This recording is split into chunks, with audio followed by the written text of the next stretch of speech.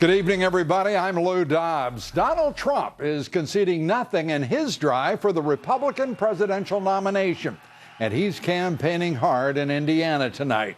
The Republican frontrunner today again campaigning with legendary basketball coach Bobby Knight, and both men seem to be enjoying their battle for votes in the Hoosier state.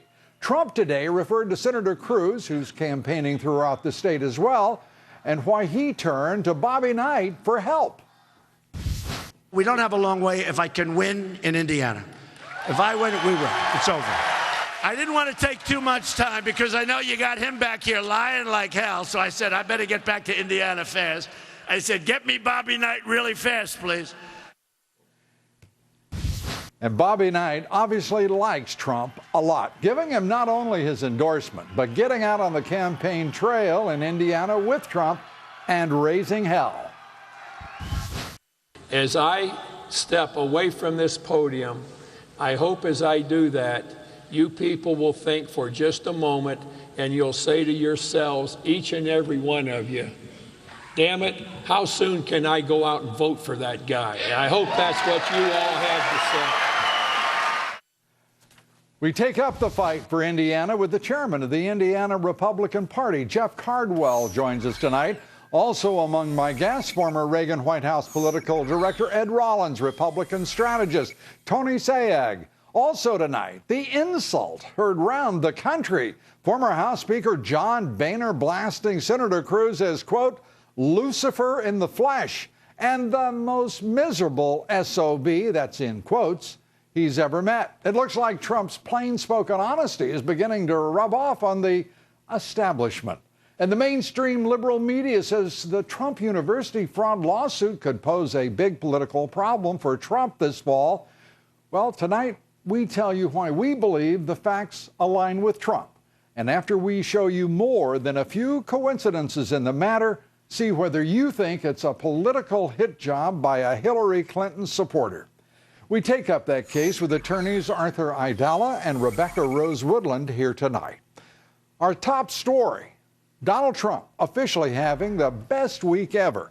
On Tuesday, he won 5 primaries by epic margins. On Wednesday, Ted Cruz chose a running mate who can't seem to win elections. And today, Trump didn't even have to attack Cruz. Former Speaker John Boehner did that for him, and with brutal directness. Fox News chief political correspondent Carl Cameron with our report. Ted Cruz with would-be running mate Carly Fiorina at his side in Indiana, a must-win state if they hope to stop Donald Trump, slammed the frontrunner for sexist criticism of Hillary Clinton. It is not surprising that Donald Trump attacks Hillary for being a woman. Donald has a problem with strong women. This is not subtle, it's not complicated. He has a real problem with strong women. It's one of the reasons he cannot win a general election. But icy opposition to Trump may be melting on Capitol Hill. The number 2 Senate leader, John Cornyn of Texas, had been chilly toward the billionaire, but now notes Trump could expand the GOP, a point Trump was eager to make in the Hoosier state. We're going to win states that nobody thought were winnable as a Republican, and we're going to do really great.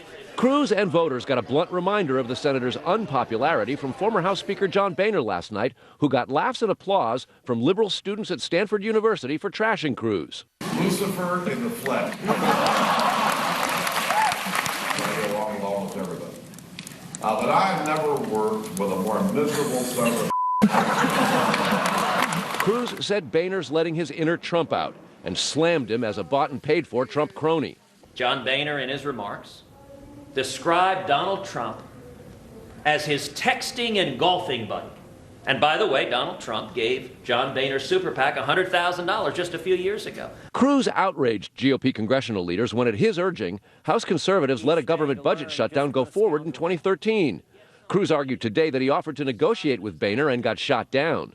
John Boehner's response was, I have no interest in talking to you.